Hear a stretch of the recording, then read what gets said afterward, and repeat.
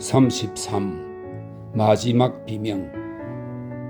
정오의 숨결을 면전에서 느꼈으며 혁명의 창을 자신의 방에서 또 틸러리 궁에서 보았으며 입법의회의 문헌과 파리 시장의 저기를 체험한 이후 마리 앙뚜아네트는 자기를 비롯한 식구들의 생존이 외부의 긴급한 도움이 없으면 구제할 수 없는 절망적인 상태임을 깨달았다. 프로이센과 오스트리아의 승리만이 그녀를 구할 수 있을 것 같았다. 그때 정말 마지막 순간에 오랜 친구가 도피를 도와주겠다고 제안해왔다.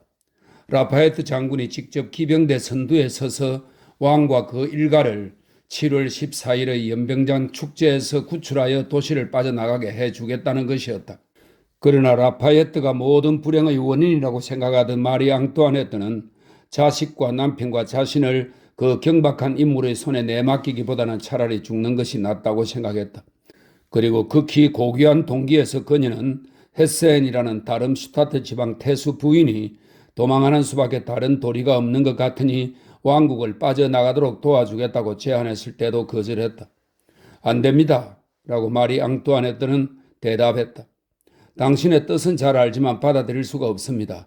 나는 불행을 함께 나누고 남들이 무엇라고 하든 용감하게 운명의 몫을 받아들여왔던 귀중한 사람들을 위해서 사는 것을 생애의 의무로 삼아왔습니다. 우리가 행하고 당하는 이 모든 일이 훗날 자식들에게 행복을 가져다 주었으면 하는 것만이 나의 유일한 소망입니다. 안녕히 계십시오. 나는 내 마음만을 남겨놓고는 모든 것을 빼앗겼습니다. 내 마음은 언제나 변치 않고 당신들을 사랑할 것입니다. 그것만은 의심하지 마십시오. 만약 의심하게 된다면 그것이야말로 내가 견딜 수 없는 유일한 불행입니다. 이것은 마리 앙뚜아네트가 자기 자신을 위해서가 아니라 후세를 위해서 쓴 최초의 편지이다. 이미 그녀는 마음속 깊이 재앙을 막을 수 없다는 것을 알고 있었다.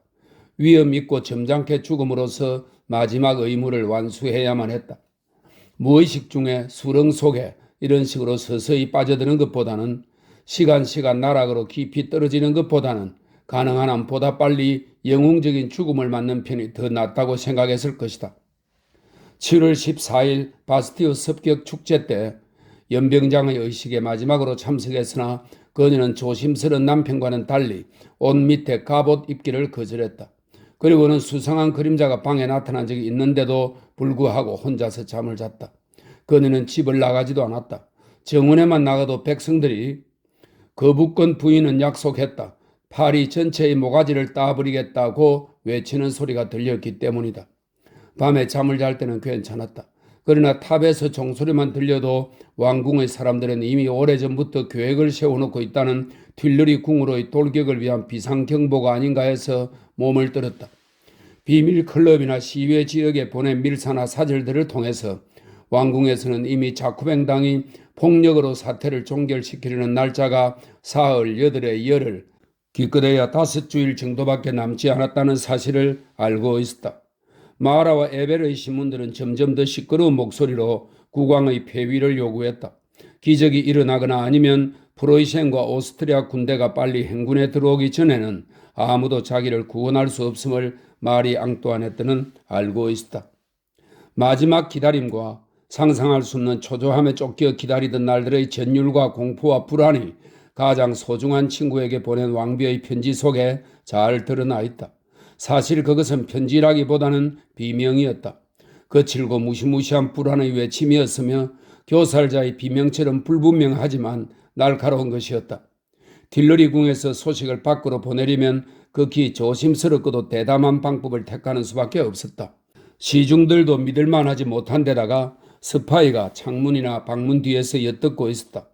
마리 앙뚜아네트의 편지는 은현 잉크로 암호를 쓰게 해서 초콜릿 상자 속에 숨기거나 모자의 차양 밑에 말아 넣어져 밖으로 나갔다. 적발되더라도 그녀가 다치지 않도록 하기 위해서였다. 편지에는 여러 가지 일상적인 사건들이 적혀 있고 왕비가 말하고자 하는 내용은 대개 3인칭으로 암호로 쓰여졌다. 절박하게 외치는 이 비명소리는 꼬리에 꼬리를 물었다. 6월 20일 이전에는 이렇게 썼다. 당신 친구들은 회복을 불가능한 것으로 또는 요원한 것으로 생각하고 있습니다. 할 수만 있다면 그들을 어서 안심시켜 주세요.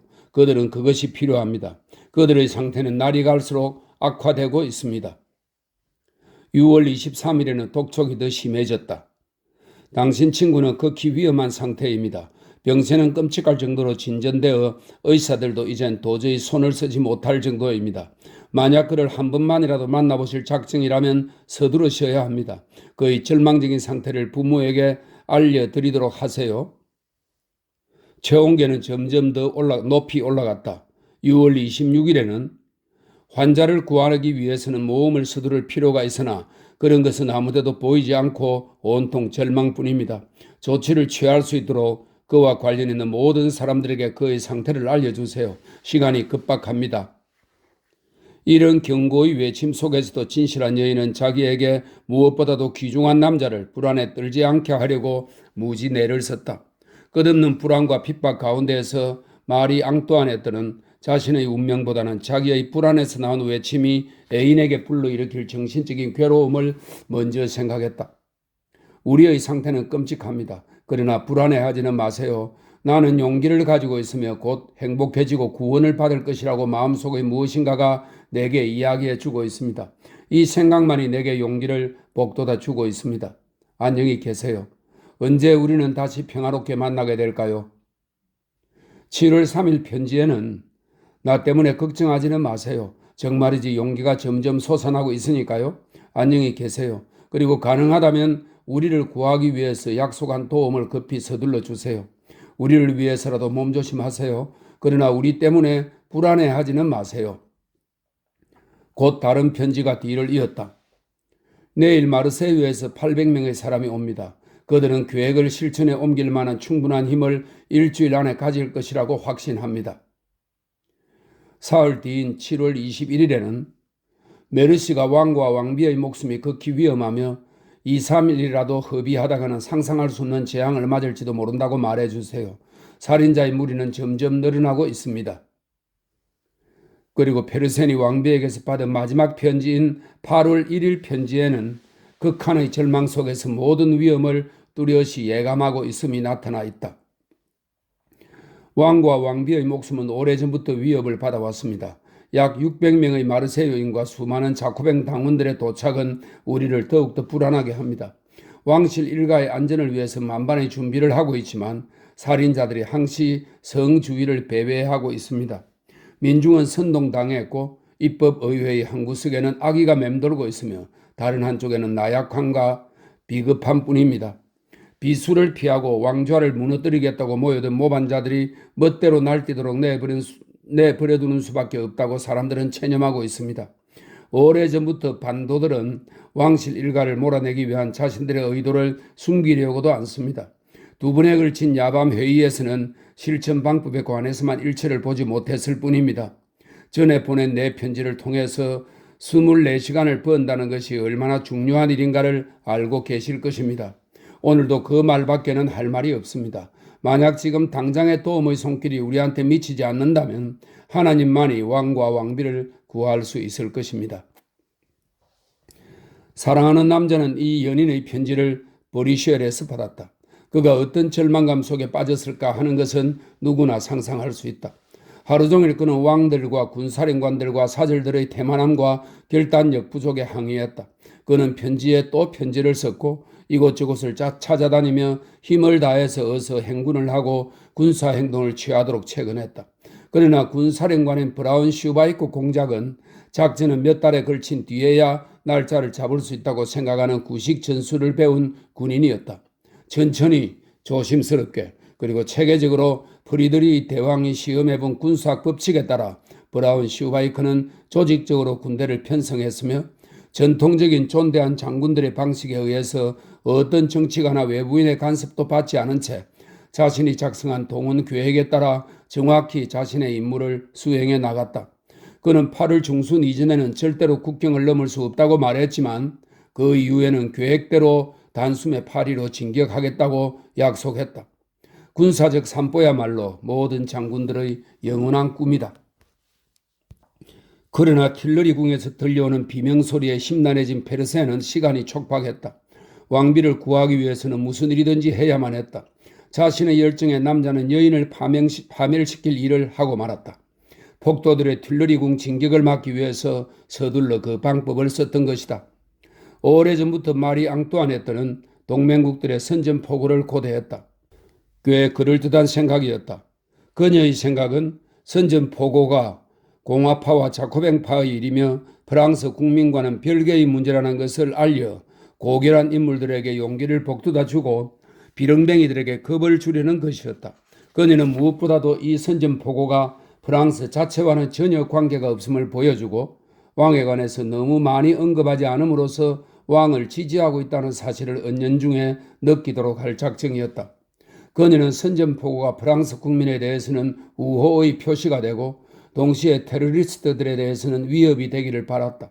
그러나 겁을 집어먹은 불행한 페르세는 동맹국 측으로부터의 군사적 원조가 요원한 것으로 보이자 선전포고라도 강경한 의조로 작성되어야 한다고 생각했다.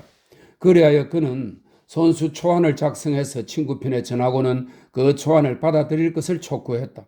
동맹군이 프랑스군에 대해서 발표한 이 악평이 자자한 선전포고에는 브라운 슈바이커 공작의 연대가 이미 승리의 깃발을 풀럭이며 파리 근처에 도착해 있다는 식으로 쓰여 있었으며 사태를 좀 더 잘 파악한 왕비가 애써 피해보려고 했던 내용이 온통 다 적혀 있었다. 그 속에는 프랑스 국왕의 훌륭한 등망에 관해서 적혀 있었으며 입법의회를 비난하고 프랑스 군대가 왕의 편에 서서 그들의 정통 군주에게 복종해야 하고 만약의 경우 틸러리 궁전이 폭력으로 약탈을 당한다면 군사력을 동원하여 완전히 파멸시킴으로써 파리에 대해서 영원히 기억할 만한 본때 있는 복수를 하겠다고 쓰여 있었다. 티무르와 같은 인간이 생각할 수 있는 것을 소총도 한 방 쏘기 전에 나약한 장군이 허풍을 떨었던 것이다. 이 종이장 위협의 성과는 무서운 것이었다. 그때까지 왕에게 충성을 보이던 사람들도 그들의 왕이 프랑스의 적군에게 얼마나 귀중한 존재인가를 알게 되었고 외국 군대가 승리하면 혁명의 성과가 모두 파기되고 바스티의 진격이 무위로 돌아가며 테니스 코트의 선수가 쓸모없어져서 수많은 프랑스인들이 연병장에서 일으킨 거사가 무가치한 것이 되고 만다는 사실을 알고서는 갑자기 전부 공화당원이 되고 말았다. 페르센의 손이 애인의 손이 어리석기 거지없는 위협을 하는 통에 꺼져가는 불길에 폭탄을 던진 셈이 되고 말았다. 이 무분별한 행동 때문에 2천만의 분노가 폭발하고 말았다. 7월 말일에 브라운 슈바이커의 불행한 포고문 내용이 파리에 알려졌다. 백성들이 틸러리 궁으로 돌격한다면 파리를 초토화시키고 말겠다는 동맹국의 위협을 백성들은 공격 신호로 받아들였다. 곧 준비가 시작되었다. 곧장 행동을 시작하지 않은 것은 핵심 세력이 될 600명의 공화파 정예군이 마르세유로부터 도착하기를 기다리기 위해서였다. 8월 6일 그들은 행군해 왔다. 남녘의 햇살에 그을은 그들은 거칠고 무자비한 모습으로 새로운 노래에 박자를 맞추면서 걸어왔다. 몇 주일 전부터 온 나라를 뒤덮은 노래 라 마르세예즈였다. 이 노래야말로 신의 은혜를 받은 시간에 전혀 하늘이 준 은혜를 받지 못한 한 장교의 마음속을 폭풍처럼 휩쓸어간 혁명의 창가였다. 이제야말로 부패한 전제 정치에 최후의 일격을 가할 마지막 돌격 준비가 끝난 셈이었다. 공격만이 남았다. 가자, 조국의 아들들이여. 34. 8월 10일 8월 9일에서 10일로 넘어가는 밤은 더운 날씨를 예고하고 있었다. 하늘에는 구름 한 점 없이 별만이 총총했고 한 자락의 바람도 불지 않았다. 거리에는 정막만이 뒤덮여 있었고 지붕은 여름밤 달빛을 받아 하얗게 빛나고 있었다. 그러나 이 정막에 속아 넘어갈 사람은 아무도 없었다. 거리가 이렇게 이상할 정도로 텅 빈 것은 무엇인가 이상하고 묘한 일이 일어날 준비가 진행되고 있다는 뜻이었다. 혁명은 잠자는 법이 없다. 또한 거리마다 클럽마다 거실마다 지도자들이 모여 앉아 있었다. 명령을 전하는 전령들은 이상할 정도로 조용한 발걸음으로 이 거리 저 거리로 발길을 서둘렀고 반란의 참모들 즉 당통, 로베스피에르, 지롱드 당원들은 뒤에 숨어 비합법적인 군대인 파리 인민에게 공격을 준비시키고 있었다. 왕궁 쪽에서도 잠이 든 사람은 없었다. 며칠 전부터 반란이 일어날 기미가 보였다. 마르세유 사람들이 파리로 몰려드는 일이 예산 일이 아니라는 사실을 모두들 알고 있었으며 마지막 보고는 다음 날 아침에 진군에 올 것 같다는 것이었다. 숨막힐 듯이 찌는 여름 날씨에 창문은 활짝 열려 있었다. 왕비와 마담 엘리자베스는 창밖을 향해 귀를 기울였다. 그러나 아직은 아무 소리도 들리지 않았다. 굳게 문이 닫힌 틸러리 궁전에는 고요한 정막만이 흐르고 있었으며 보초병의 발자국 소리, 가끔 대금들이 부딪히는 소리, 말이 발로 땅을 차는 소리가 들릴 뿐이었다. 2,000명 이상의 군인들이 궁성에 주둔하고 있었고 회랑에는 장교와 무장한 귀족들이 꽉 차 있었다. 드디어 새벽 0시 45분이 되자 멀리 교회의 첨탑에서 종소리가 들려왔다. 모두 창가에 몰려왔다. 그러자 제2, 제3, 제4의 종소리가 뒤를 이었다. 그리고 먼 곳에서 큰 북을 두드리는 소리가 들려왔다. 의심할 것 없이 반도들이 모이는 모양이었다. 2시간 정도면 결판이 나겠지. 흥분한 왕비는 위험의 징후를 더 강하게 느껴버리는지 창가로 다가갔다. 잠을 이룰 수 없는 밤이었다. 드디어 4시가 되자 구름 한 점 없는 하늘에서 태양이 피처럼 붉은 빛을 터뜨리며 떠올랐다. 더운 날이 될 모양이었다. 왕궁은 준비를 끝냈다. 시간이 임박하자 왕실이 가장 신뢰하는 900여 명으로 구성된 스위스 연대가 대열을 만들었다. 그리고 철과 같은 군기하에서 어떤 일이 일어나더라도 의무에 충실할 것을 맹세했다. 저녁 6시부터는 국민군과 기병대가 경호에 가담했다. 도개교가 내려졌고 초병은 3배로 증강되었으며 침묵하고 있었지만 위협적인 포구의 12개의 대포가 입구를 가로막았다. 그리고 2,000명의 귀족들에게 사자를 보내 한밤중까지 성문을 열어놓겠다는 통보를 했다. 그러나 그 일은 허사였다. 150여 명이 나타났을 뿐이었는데 대부분은 늙고 백발이 성성한 귀족들이었다. 용감하고 정력적이며 어떤 위협에도 물러설 줄 모르는 용감한 인물 망다가 군기를 세우며 결의를 굳혔다. 그러나 그 일은 혁명군들 역시 알고 있었다. 새벽 4시에 그들은 망다를 시청으로 오라고 소환했다. 어리석게도 왕은 그를 보냈다. 망다는 무슨 일이 자기를 기다리고 있는지 알고 있었지만 소환에 응했다. 허가도 없이 시청을 장악하고 있던 새 혁명 코미는 그를 끌고 가서 간단한 신문을 했다. 2시간 뒤에 그는 무참하게 살해당한 시체가 되어 두개골이 부수어진 채 센 강에 떠올랐다. 수비대는 지휘관을 잃고 말았다. 확고한 마음과 정력적인 손을 잃은 것이다. 왕은 지휘관이라고 할 수 없었다. 자색 상의에 가발을 쓴 루이 16세는 당황하여 아무런 결단도 내리지 못한 채 우스꽝스러운 걸음걸이로 왔다 갔다 하기만 했다. 멍한 눈으로 이 방에서 저 방으로 오가며 기다리기만 할 뿐이었다. 마지막 피 한 방울까지 틸러리 궁을 방어하기 위해서 용기 백배하여 요새로 진영으로 몰려들었던 것은 어제의 일일 뿐 적이 나타나기도 전에 사람들은 불안에 떨고 있었던 것이다. 그리고 그 불안의 단서는 루이 16세였다. 왕은 결정을 내려야 할 때 결정 그 자체에 대해서는 두려워하지 않았으나 책임 때문에 갈피를 잡지 못하기가 일쑤였다. 지휘관이 떨고 있는 것을 본 군인들에게 어떻게 용기를 기대할 수 있단 말인가? 장교가 통제하는 스위스 군인들은 든든했지만 국민군 쪽에서는 이미 반신반의하는 징후가 나타나기 시작했다. 싸울 것인가 말 것인가? 반문은 계속되었다. 왕비는 남편의 무력함에 대해서 분노를 참을 수 없었다. 마리 앙뚜아네트는 마지막 결단을 원했다. 그녀의 과로한 신경은 더 이상 계속되는 긴장을 견딜 수 없었고 그녀의 자존심은 계속되는 협박과 굴욕을 참아내기 힘들었다. 양보와 후퇴가 혁명군의 요구를 약화시키기는커녕 반대로 그들의 자신감을 더 강화시켜줄 뿐이라는 사실을 그녀는 이미 2년 동안 실컷 보아왔던 것이다. 이제 왕권은 마지막 계단까지 내려와 있었고 그 아래는 무서운 10년뿐이었다. 한 발 내렸으면 끝장이었다. 이젠 다 잃어버리는 것이다. 명예까지도. 자존심에 몸을 뜨는 왕비는 자기의 결심을 보여주고 국민군 병사들에게 의무를 끝까지 다해줄 것을 당부하기 위해서 몸소 용기를 잃은 그들 앞에 나가보는 것이 어떨까 하는 생각을 했다. 그러자 이보다 더한 공경 속에서도 지금처럼 당황하던 헝가리인들 앞에 왕이 계승자를 껴안고 나가서 몸뚱이 하나로 그들을 감동시킴으로써 자기 편으로 끌어들였던 어머니에 대한 생각이 마음속에 떠올랐다. 그러나 이런 장면에서 여자가 남편을, 왕비가 왕을 대신할 수는 없다는 사실을 왕비는 알고 있었다. 그래서 그녀는 루이 16세에게 싸움이 벌어지기 전에 마지막으로 사열식이라도 거행해 군인들을 고무함으로써 마음의 흔들림을 막아보라고 말했다. 이 생각은 옳았다. 마리 앙뚜아네트의 직감은 언제나 틀림이 없었다. 나폴레옹이 위기에 처해 터득했던 것과 마찬가지로 두세 마디의 열정적인 말, 다시 말해 자신이 군대와 함께 죽겠노라는 왕의 서약이나 행동, 이것만 있으면 동료와는 보병 부대라고 하더라도 청동의 장벽을 쌓을 수 있는 법이다. 그러나 미련하고 둔한 왕은 모자를 겨드랑이에 낀 채 서투른 걸음걸이로 큰 계단을 왔다 갔다 하며 몇 마디 더듬거리는 말을 할 뿐이었다. 그들이 온다는데 내 문제는 전부 선량한 시민들의 문제야. 그렇지 않은가? 우리 용감하게 싸우도록 하자. 왕의 망설이는 말투와 당황한 태도는 불안을 누그러뜨리기는커녕 정복시키기만 했다. 국민군 병사들은 불안한 걸음으로 그들의 대열에 다가온 이 마음 약한 인간을 경멸하듯 바라보았다. 그리고는 기대하던 국왕전하 만세 대신에 두 가지 뜻으로 해석될 수 있는 국민 만세라는 불분명한 외침으로 대답했다.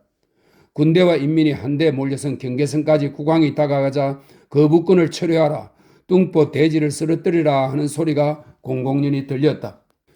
몇몇 건의병들과 대신들이 놀라서 왕을 호위하여 다시 왕궁 안으로 모셔갔다. 맙소사, 국왕을 조소하다니. 해군 대신이 2층에서 소리쳤다. 눈물과 불면으로 충혈된 눈으로 이 비참한 광경을 내려다보고 있던 마리 앙뚜아네트는 분노에 떨며 얼굴을 돌렸다. 다 틀리고 말았어. 건의는 떨면서 시녀에게 말했다. 왕은 아무런 힘도 없어. 사열측은 오히려 사태를 악화시켰을 뿐이야. 시작되기도 전에 싸움은 이미 끝이 나고만 셈이었다. 왕정과 공화정 사이의 마지막 결전이 있던 날 아침, 딜러리 궁전 앞에 모인 군중 속에 한 젊은 소위가 서 있었다. 그는 코르시카 출신의 장교였다. 누군가가 그에게 언젠가는 자네가 루이 16세의 후계자가 되어 이 성에서 살 것이라고 말했다면 나폴레옹은 바보 같은 소리라고 일축했을 것이다.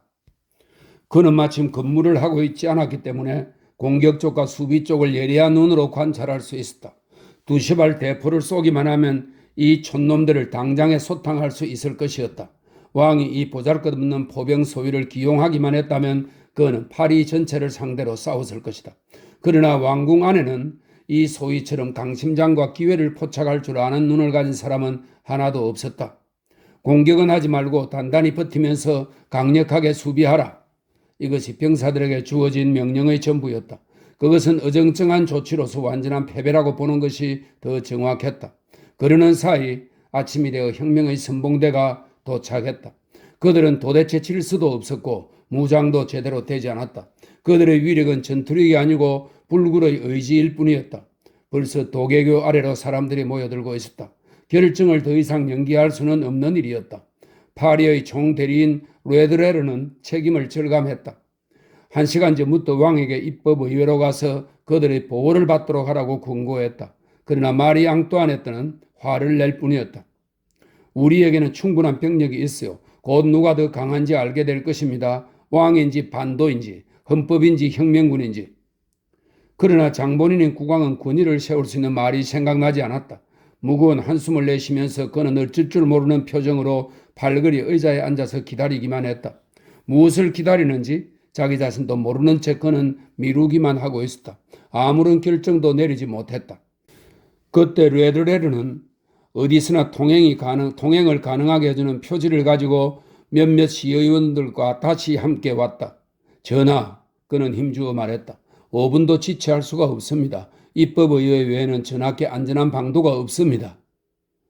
카루젤 광장에는 아직 사람이 많지 않은데 언제나 시간만 끌려고 하는 루이 16세는 겁을 내며 말했다. 12문의 대포를 가진 대군중이 교회로부터 몰려오고 있습니다. 레이스 상인으로 왕비한테 종종 물건을 판 적이 있는 한 관리가 레드레르의 편을 들었다. 그러나 당신은 좀 조용히 계세요 라고 마리 앙뚜아네트가 그를 꾸짖었다.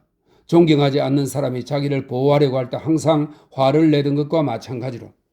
총 대리인이 말하도록 놔두세요. 그리고는 레드레르에게 몸을 돌렸다. 그렇지만 우리한테는 무장한 군인이 있지 않습니까?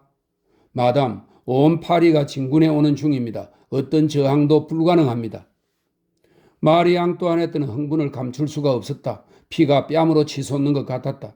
이런 상태 속에서도 남자다운 점이라고는 찾아볼 수 없는 이 남자들에게 화를 내지 않기 위해서 자신을 억눌러야만 했다. 그러나 책임은 무섭고 컸다. 프랑스 국왕의 의전에서 여자가 전쟁을 명령할 수는 없는 법이다. 그래서 그녀는 우유부단한 왕의 결정을 기다리고만 있었다. 왕은 무거운 머리를 들고 잠시 레드레르를 쳐다보았다. 그리고는 드디어 한숨을 쉬며 결단을 내려 다행스럽다는 듯이 말했다. 그럼 가기로 하지. 루이 16세는 존경하는 마음은 추호도 없이 왕을 바라보고 서 있는 귀족들 사이를 지나 싸움을 해야 할지 말아야 할지 모르는 채 서 있는 군인들에게 한마디 말을 건네는 것도 있고 스위스 군인들을 지나 왕과 왕비와 충신들을 맞대놓고 비웃고 심지어 협박까지 하는 군중 속을 지나 걸어갔다.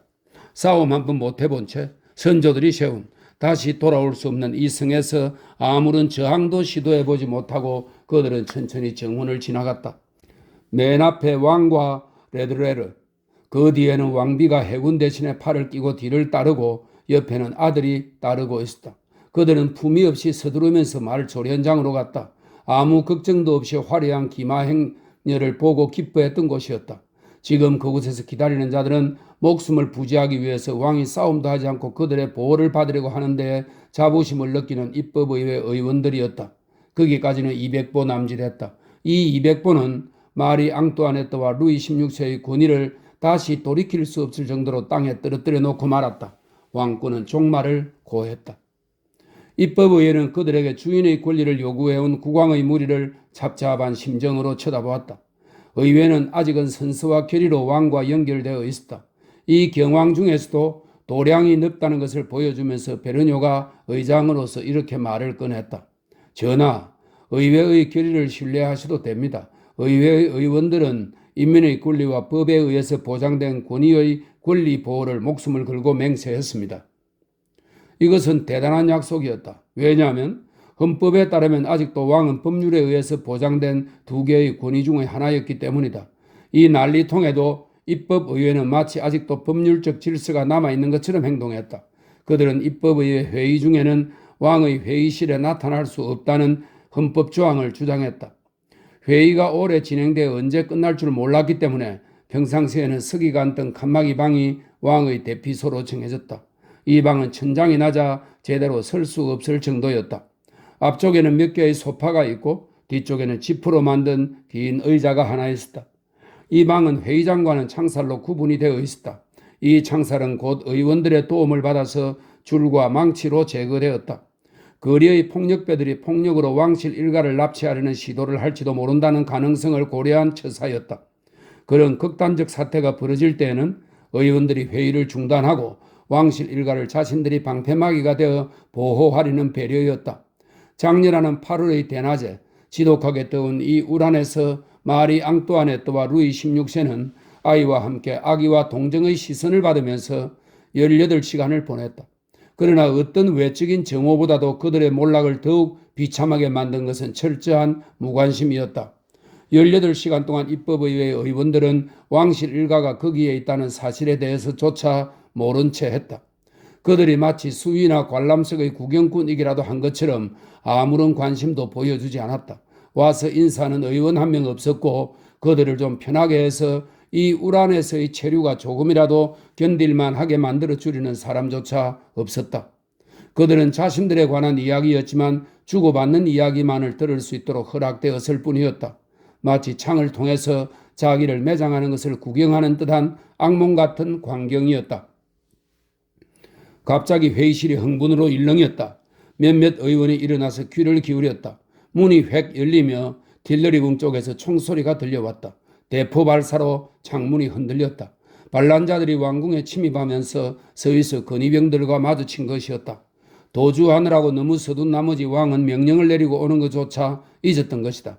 아니면 항상 그랬던 것처럼 예스냐 노냐를 말할 능력이 없었다고 보는 것이 더 나을지도 모른다. 지시대로 스위스 친위대는 텅 빈 왕궁 틸러리를 지키고 있었다. 장교의 명령에 따라 몇 번 일제 사격이 가해졌다. 그들은 정원을 소탕하고 대포를 빼앗았다. 대신 중에 결연한 지휘관이 한 명만 있었더라도 훌륭하게 방어할 수 있었으리라는 것은 확실했다. 그러나 지금 머리가 제대로 돌아가는 사람은 아무도 없었다. 그러자 머리가 텅 빈 왕은 자신의 용기가 없음을 이미 보였기 때문에 다른 사람들한테 용기나 피를 요구한다는 것이 무리라는 생각을 하고 스위스 군인들에게 왕궁 방위를 포기하라는 명령을 내렸다. 국왕의 통치권에 언제나 따라다니는 상투어는 늦었다라는 말뿐이었다. 그의 우유부단함과 건망증 때문에 이미 1000명 이상이 목숨을 잃었다. 분격한 민중은 무방대 상태의 왕궁에 아무런 방해도 받지 않고 밀려 들어갔다. 혁명의 핏빛 등장에 다시 불이 켜졌다. 창 끝에는 죽음을 당한 왕당파의 목이 꽂히고 11시나 되었어야 학살은 끝이 났다. 그날은 더 이상 목이 떨어지지는 않았으나 떨어진 것은 왕관이었다. 숨막힐 듯한 칸막이 방에서 움츠린 채 왕실 일가가 한마디 말도 하지 못하고 회의실에서 일어나는 일들을 전부 보고 들어야만 했다. 왕실 일가는 화약에 끌려 검게 된 피가 솟아오르는 충성스러운 스위스 병사들을 보았고 그들 뒤에서는 힘으로 의회의 보호에서 벗어나려는 성전한 반란군들을 보았다. 그리고는 궁궐에서 훔친 물건들, 은식기, 장식품, 편지, 보석함, 아시냐 지폐가 의장의 책상 위에 펼쳐지는 것을 보았다. 마리 앙뚜아네트는 반란군의 지휘관들이 칭찬을 받는 것을 묵묵히 바라보아야만 했다. 몇몇 지역의 의원들이 단위에 올라가서 격렬한 말투로 왕의 폐위를 요구했다. 그녀는 왕궁의 명령에 따라 첨탑의 종이 울렸으며 국민이 왕궁을 포위한 것이 아니라 왕궁 쪽에서 먼저 국민을 포위했다는 등 명백한 사실을 왜곡하여 보고하는 것을 한마디 변명도 없이 멍하니 듣고 있어야만 했다. 그녀는 바람의 방향이 달라지면 그에 따라 정치가들이 비급자가 되고 마는 영원히 그리고 언제나 계속 반복되는 연극을 다시 한번 구경할 수가 있었다. 법이 정한 권리를 포기하기보다는 차라리 목숨을 버리겠노라고 했으면서도 2시간 전에 의회의 대변자가 되기로 약속했던 바로 그 베르뇨가 지금은 싸우기를 포기하고 즉각적인 왕의 권한 정지에 대한 동의를 제출하고 시민과 법률의 보호하에서 즉 감금 상태하에서 왕실 일가가 릭상부르 궁으로 옮겨가도록 요구했다.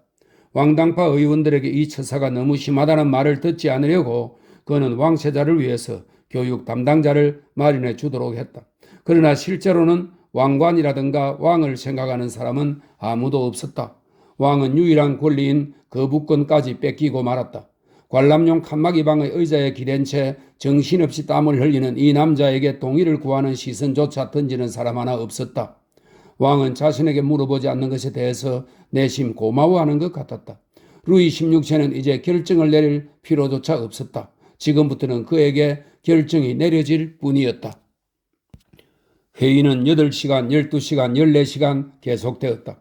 칸막이 방에 앉아있는 5사람은 그 공포의 밤에 잠을 한숨도 자지 못했으며 아침부터 영혼처럼 지루한 시간을 맛보았다. 아무것도 모르는 아이들은 피곤해서 졸고 있었고 왕과 왕비의 이마에서는 줄곧 땀이 흘렀다. 마리 앙뚜아네트는 계속해서 물수건을 물에 적시오게 했고 동정의 손길이 한두 번 그들에게 건네준 얼음 물을 마셨다. 그녀는 피곤하기는 했지만 잔뜩 흥분되어 정오에 찬 눈으로 화덕처럼 과열된 방안을 노려보았다. 그 안에서는 계속 언어의 기계가 그녀의 운명의 주위를 돌고 있었다. 그녀는 음식에 손도 대지 않았다. 그러나 남편은 정반대였다. 루이 16세는 구경꾼은 염두에 두지 않은 채 식사를 여러 번 가져오게 해서 이 칸막이 방에서도 은식기를 널어놓은 베르사유의 식탁에서처럼 편안하게 천천히 그리고 꼭꼭 씹어먹었다. 어떤 외적인 위험도 왕의 위험이라고는 찾아볼 수 없는 그 육체에서 배고픔과 갈증을 몰아낼 수는 없었다. 무거운 눈꺼풀이 점점 내려오자 루이 16세는 왕관을 잃을지도 모르는 이 싸움터 한 구석에서 1시간쯤 잠을 잤다.